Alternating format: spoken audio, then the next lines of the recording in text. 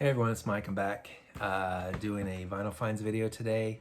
I did a couple of videos ago. I did vinyl finds and I showed all the stuff that was kind of in the month leading up to Christmas and all the stuff that I got for Christmas. And this one is more, well, this is all the stuff that I've gotten since then, since Christmas. So let's begin. This first record is a record that pretty much everybody already has in their collection, so I'm certainly not patting myself on the back for getting it, but I'm kind of last holdout in the vinyl community for having a copy of Radiohead's OK Computer. My girlfriend and I drove up last weekend to Flagstaff to go play in the snow with the kids, and on the way back we listened to this album on Spotify, and I thought, you know, I really should have this on vinyl. And sure enough, that next day, Sunday, I went out and bought it and got a nice, clean, brand new copy of this reissue on XL Records. This is what the back looks like. Nice gatefold, beautiful artwork on the inner sleeves. Really nice job they did with these reprints. 2 records, black vinyl, XL Records. So good stuff. Radiohead's OK Computer, I finally have it, yay. So it sounds really nice too. This next one, a blast from the 80s. This showed up as like a gift to get for the holidays, and it kept showing up on my Facebook. And I was like, oh, that's a nice reissue. I should definitely get that. It was on my Christmas list, but I didn't get it for Christmas. So I went out and bought it like right after Christmas, or ordered it. The Pretenders' first album. I have their second one already, but not this reissued versions that they've been putting out. But this is really nice. Love this album. Kid is absolutely my favorite Pretender song, so really happy to have this on vinyl. It's really nice reissue, inner sleeves as such, and printed on this, or pressed on this nice opaque red vinyl. White label on one side, black label on the other. Anyway, so finally have the Pretenders' first album on vinyl, so that's pretty awesome. This is another one I've been looking for on vinyl. When I first started buying records again after taking several decades hiatus from buying records, I started buying records again like early last year, and this is one that I saw in all the record stores, and I thought, oh, I can wait. I don't need to get that right now. And so I waited and put it off, and then it just disappeared. And then I looked on Discogs, and it was just way too expensive. I'm like, I'm not paying twice or 3 times what it was sitting in the record store for, so I'll just wait. I guess maybe they'll come out with some copies. And finally, some guy was selling this on Discogs at a decent price, so I grabbed it as soon as I saw it. The Flaming Lips, Yoshimi, Battles of the Pink Robots. I remember, well, like Flaming Lips, I've seen them a couple of times a long time ago, like early 90s, maybe late 80s, but definitely early 90s. I saw them open for Lush in like 1990, 91 when I saw them. And Flaming Lips was just this psyched out, psychedelic, crazy experimental rock band. And it didn't really grab me. I didn't connect with the music back in those days. Never bought any of their music back in those days. But when this one came out, what was this, 2002? It just blew me away. I sampled it, and I was like, this sounds different. This sounds amazing. I love this album. Bought it on CD immediately, and saw them in concert for this tour. They opened for Beck. Beck was doing his Sea Changes tour, and Flaming Lips were the opening band. And I saw them at the Gamage Theater here in Tempe, Arizona, on the campus of Arizona State. And it's a beautiful place. The auditorium, designed by Frank Lloyd Wright, the architect, and it's beautiful venue, fantastic album to see Flaming Lips perform a lot of, and also to see Beck on his Sea Changes tour was amazing. And Flaming Lips opened for him, and then the Flaming Lips were his backing band for his show. So it was just one of the greatest concerts I've ever seen. I'm so lucky I got to see that. And here's the back, and here's the insert artwork, and there's lyrics on the other side. This is a nice brand new sealed copy that I got on Discogs, and it was right in the right price range. So I was like, fantastic. I'm so glad I got this. So anyway, that was awesome. Another one, Flash from the Past. This goes back to the 1990s. I'd seen this band for their first album on tour, and then I saw them on this album, the second album on tour, Garbage version 2.0. It's their second album. What's this, 1998 this came out. There's the inner gatefold. I remember this photograph from the CD, because I bought the CD when this came out, not the record. But the CD didn't have these photos. These are really nice photos that came with this record, this reissue. And then they have the lyrics on the other side, band information and lyrics on the back side. 2-album set. So I saw them for this tour back in '98, and then I saw them on their 20th anniversary tour for this album in Tempe, different venue. But they played the songs from the entire album plus all the B-sides and rare tracks that they released back at the same time period. So that was a pretty awesome show. Got to see it with my best friends both back in '98 and 2018. My best friends are still here, and we got to see it all together both times, so that was pretty awesome. So that's Garbage version 2.0, their second album. Highly recommended. If you're going to get into Garbage, that's a great album to start with. They're still making good music, but I think that's their best. Going back even further, early 90s, this is a band I listened to in my late college days and early whatever after college days. Deee-Lite. This is the Infinity Within. It's their second album. I did see them on tour, not for this album, but their album after that called Dewdrops in the Garden. I saw them up in Cincinnati. I was living in Louisville at the time, and I drove up to Cincinnati to see them. It was a fantastic show. This is the insert that came with the record. It's got all their lyrics on the inside. If you've heard of Deee-Lite, you probably know their song Groove is in the Heart. That was their big single that was all over MTV. But this is their second album, and I definitely love this album a lot more than that first one. The first one, they were still kind of trying to figure out their sound, but this one is just very polished, very mature, electronic dance, just fantastic stuff. Love this album. Double record, this set is, so it came on 2 black vinyl platters here.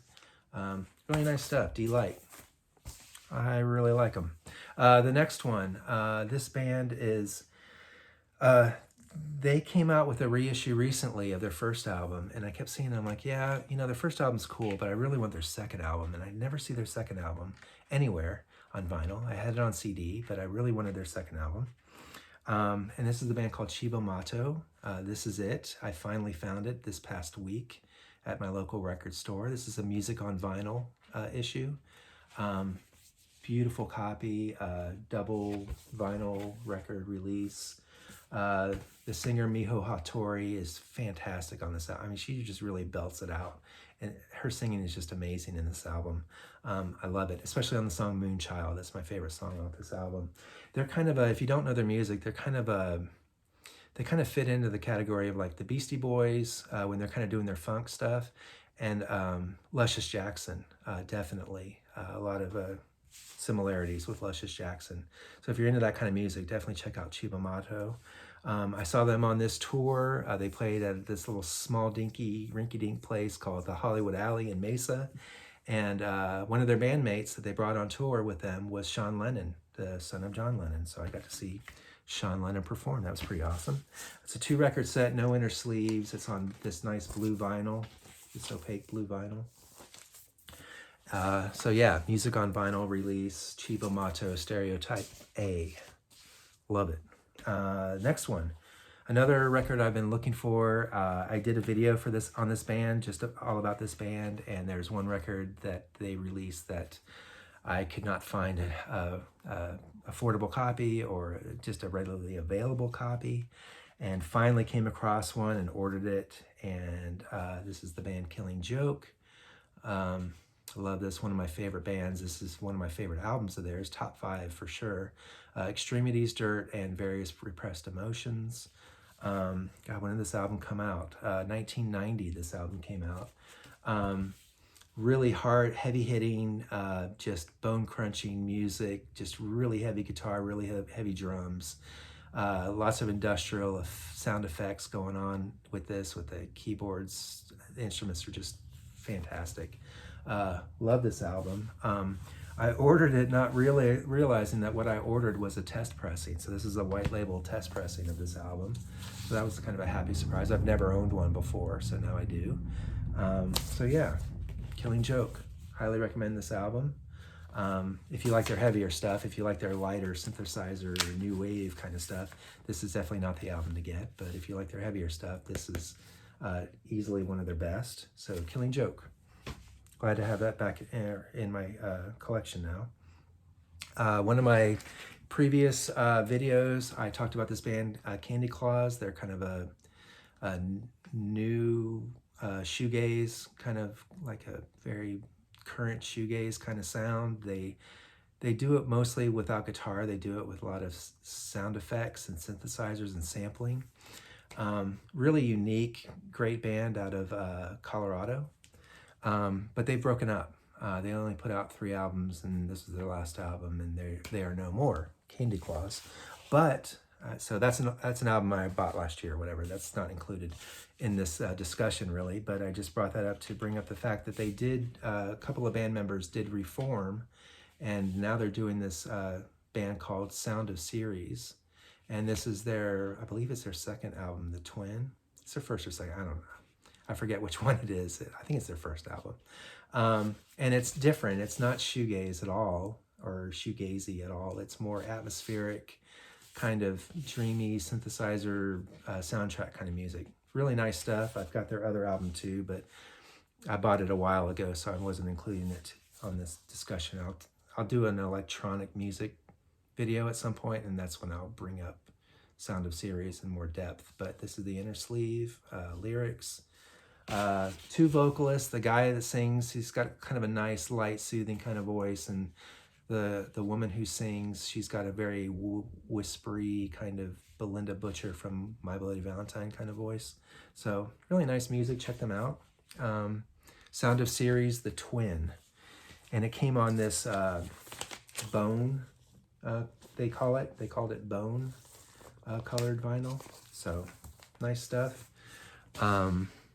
Yeah, and I got it for like dirt cheap off of Rough Trade for like $10, so that was pretty nice. Next one, this is a band I loved ever since I downloaded a free song off of iTunes. iTunes used to have free songs to free downloads like every week. They'd give you like 7 or so different songs and all different kinds of genres. And this was a band that I downloaded a song back in 2007, and I thought, oh, this is cool. This is nice music, but kind of forgot about them, kind of dropped off. And then they put out an album called Safari Disco, and it was their second album, and I fell in love with the band, saw them live a few times, and this is their latest album. This band called Yelle. They're French. All the lyrics are in French, very French band. They're so nice. They wrote me a little autograph thing. She signed it for Michael, big kisses in French, and then Yelle. So anyway, this is fantastic electronic kind of dance, but it's not like generic, like top 40 kind of garbage that you hear on the radio. Their songwriting is fantastic. Their music, the composition, the arrangements are just really different and funky and very French. But I love them. They're going to tour for this album soon in the United States, and I'm definitely going to go see them again. Anyway, Yelle. This album is called, God, what is it? Le Jour Verseau or something. I can't even read the writing on it because it's, but anyway, it's The Age of Aquarius is what it translates to. So anyway, this is the Yelle's latest album. I believe it's a couple years. Did it come out 2021? I didn't write it down. 2020 this came out. 2020 this came out. Age of Aquarius, Yelle, fantastic. French. The release came out in multiple versions of colored vinyl. When you order it, you get whatever you get. So I got yellow. So it's kind of a mystery as to what kind of color vinyl you get. This is the last, I think, music that I'm going to talk about. So there's two bands that I've been listening to like crazy this past month. And I want to talk about the second one. The first one I've already talked about, Angel Olsen. I absolutely love this. I listen to her all the time, and I'm starting to get into her old music. It's wonderful too. It's a lot different than this album, All Mirrors, but Angel Olsen. But it's really fantastic. So I ordered one of her records through Amazon, and I know I have I get mixed results with ordering from Amazon, but this is a good price, and it was going to come quickly. So I ordered it, but I think 1 out of every 5 times I order records from Amazon, it comes damaged, and this was no exception. So I got this. It just stresses me out looking at this, but this is her album, Burn Your Fire for No Witness, and they just threw it in this box with some bubble wrap thing. That's all they did. They just threw it in there, this big empty box, no protection. So like all the corners are completely bashed in, just dog-eared. The whole thing is just dog-eared. It's just a mess. So I've already put in my return, and I'm just going to get my money back. And I ordered it already off of Discogs from somebody else who was also selling one of her other albums. So I'm going to get 2 of her albums in the mail here pretty soon, and I'll talk about those on my next Vital Finds. But this is just so aggravating. I think I wrote my comment back to them in all caps about how stupid it is to put a record inside a big box like that, just flying around in there. So anyway, that sucked. But the other band that I have been into, other than Angel Olsen, is this band called EERA, E-E-R-A. That's not her name. She's a musician, mostly a guitarist, does some keyboards, but she's mainly a guitarist. Her name is Anna-Lena Bruland. She's from Norway, and her band, though, is based out of Berlin, Germany. This is fantastic. This is her first album. Her second album just came out, and it's even better than this one, but it's not available on vinyl. It's only available on digital download. So when it's available on vinyl, I'll show it on my channel for sure, because I absolutely love that album. This album, though, is great, and I've been listening to a lot lately, and it's growing on me fast. It's got a lot of instantly fantastic, great songs, but the rest of it I'm growing into. It's wonderful. I'd have to describe it as, how do you describe her music? This is called, what is it called? Reflection of Youth is the name of this album, their first album.